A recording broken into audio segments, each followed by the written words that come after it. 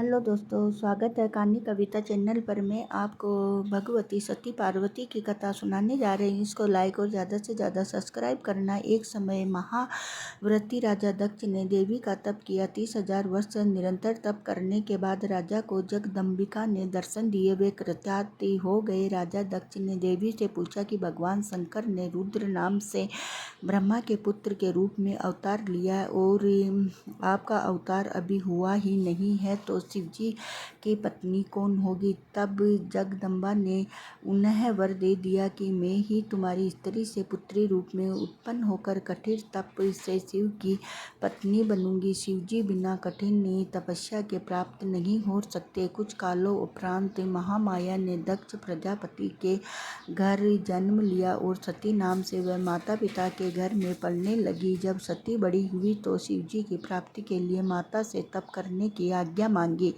जब से वह तपस्या हो गई तब से उनका नाम उमा पड़ गया। तप की समाप्ति पर भगवान शिव ने सती को दर्शन दिए और सती के आग्रह पर कैलाशवासी भगवान शंकर ने सती के पिता के घर जाकर विधिवत रूप से सती को स्वीकार किया।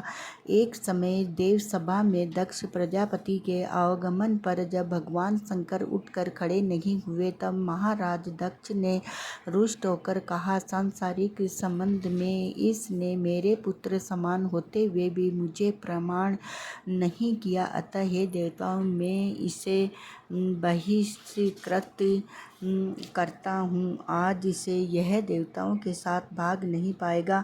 इसी बात को लेकर राजा दक्ष शिवजी के विपरीत हो गए। एक समय लीलाधारी शंकर सती के साथ नंदीश्वर पर बैठे त्रिलोकी का भ्रमण कर रहे थे। तब वह दंडक वन में पहुंचने पर शंकर जी ने विरह से व्याकुल होकर घूमते रामचंद्र जी को प्रणाम किया था। इस संबंध में यह भी कहा जाता है कि एक बार शिवजी अखंड समाधि में लीन थे। दीर्घ काल के बाद जब उन्होंने समाधि खोली तो उनके मुख से राम शब्द निकला। भगवती सती ने उसे सुनकर शिवजी से पूछा, हे स्वामी, राम कौन है जिनका आप स्मरण करते हैं? तब शिवजी ने उत्तर दिया, हे प्रिय, राम ही मेरे आराध्य देव है। वे साक्षात परम ब्रह्मा है। वर्तमान में वह मानव शरीर धारण कर उत्पन्न हुए हैं और भूमंडल पर लीला करते हुए विचर रहे हैं। धर्म की स्थापना के लिए ही मेरे प्रभु ने यह अवतार लिया, अतः मैं उन्हीं का स्मरण कर रहा हूँ। यह सुनकर सती के मन में संदेह हुआ कि यदि राम पूर्ण ब्रह्मा है तो वह सीता के विरह में व्याकुल होकर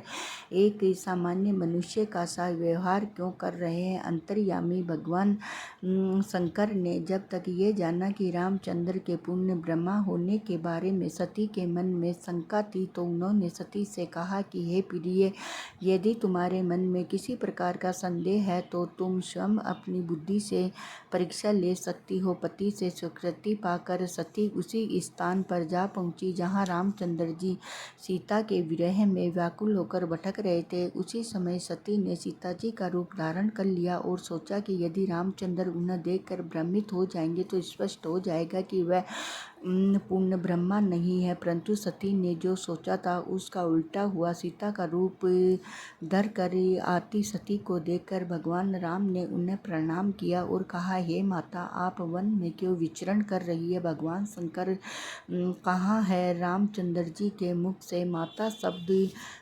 सुनकर सती अत्यंत लज्जित हुई और इसी स्वरूप को त्याग कर शंकर जी के पास लौट आई। शिवजी भी योग दृष्टि से यह सब कुछ देख रहे थे। जब उन्होंने सती को मातृतुल्य सीता के रूप में देखा तो त्याग दिया। सती के मन में घोर पश्चाताप और दुख हुआ, लेकिन अब क्या हो सकता था। शिवजी ने सती से कुछ न कहा, लेकिन धीरे धीरे सती को भी पता चल गया कि भगवान ने उन्हें पत्नी रूप में त्याग दिया है। वे दुखी रहने लगी। इसी समय दक्ष प्रजापति ने कनखल नामक स्थान पर एक बड़े भारी यज्ञ का आयोजन किया। यज्ञ में भाग लेने के लिए उन्होंने सभी देवी देवताओं को तो आमंत्रित किया, लेकिन पूर्व द्वेष के कारण शिव और सती को नहीं बुलाया। राजाओं और देवताओं को विमानों में बैठ कर के यज्ञ में सम्मिलित होने के लिए जाते देखकर सती ने भी अपने पति से चलने का आग्रह किया। शिवजी ने बिना निमंत्रण के जाना उचित न समझा। सती ने पुनः आग्रह किया कि पुत्री को पिता और गुरु के घर बिना बुलाए जाने में कोई दोष नहीं। अतः शिवजी सती को दक्ष के यहाँ जाने की आज्ञा दे दी, परंतु स्वयं नहीं गए। सती अपने पिता के उत्सव में जाकर सम्मिलित तो हो गई, मगर वहाँ उसका वैसा आदर नहीं हुआ जैसा कि अन्य निमंत्रण अतिथियों का हो रहा था। भगवान शंकर जी की अर्धांगिनी सती ने अपने पिता के यज्ञ में समस्त देवताओं के साथ पति को न बुलाए जाने पर उनका घोर अपमान समझा। वे इस निरादर को सहन न कर सकी। मन ही मन वह अपने को पत्नी के रूप त्यागे जाने से भी दुखी थी। वह यज्ञ के समय खड़े होकर क्रोध में आकर कहने लगी, हे पिता, मैंने तेरे शरीर से जन्म लिया और तूने मेरे पति का अपमान किया है। इसी कारण मैं तेरे से उत्पन्न इस शरीर को न रखूंगी। अतः इस यज्ञ में अपने पति का भाग भी नहीं देकर तुरंत ही देह त्याग देने का संकल्प कर इसी यज्ञ कुंड में गिरकर अपने प्राणों की आहुति दे दूंगी। सती हवन कुंड में कूद पड़ी। यज्ञ में हाहाकार मच गया। सूचना महादेव जी को मिली। परिस्थितियों को देखकर महादेव जी को रौद्र रूप धारण करना पड़ा। उन्होंने तुरंत ही अपने गणों को आज्ञा दी कि यज्ञ को तहस नहस कर दो। दक्ष का सिर काट कर उसी हवन कुंड में फेंक दो जहाँ सती का शरीर गिरा है। गणों ने यज्ञ नष्ट भ्रष्ट कर दिया। दक्ष का सिर भी हवन की भेंट कर दिया गया। यह देखकर समस्त देवताओं ने महादेव जी से क्षमा मांगी और उनकी स्तुति की। फलस्वरूप महादेव जी को प्रसन्न कर लिया गया। सबके विचारानुसार यज्ञ तो पूर्ण होना ही था। दक्ष के धड़ के साथ बकरे का सिर जोड़कर उन्हें जीवित किया गया। तत्पश्चात दक्ष ने बकरे की भाषा में मम बोलने शब्द का उच्चारण करके महादेव जी की स्तुति की। शिवजी प्रसन्न हुए।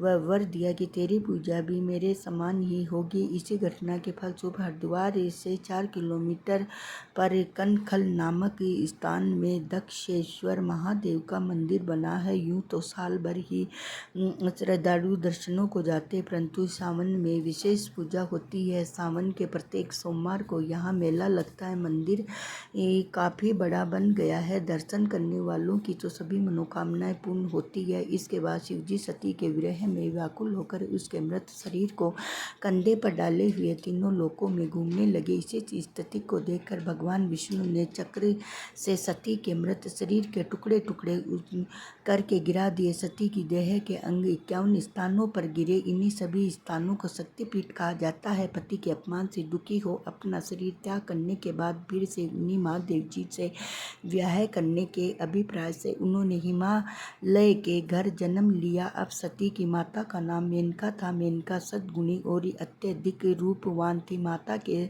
समान ही शरीर का वर्ण उज्ज्वल होने से उन्हें गौरी तथा पर्वतराज की कन्या होने के कारण पार्वती कहते हैं। आज भी यह जगत जननी आदि शक्ति और सर्वव्यापिनी के रूप में भारत में पूजी जाती है।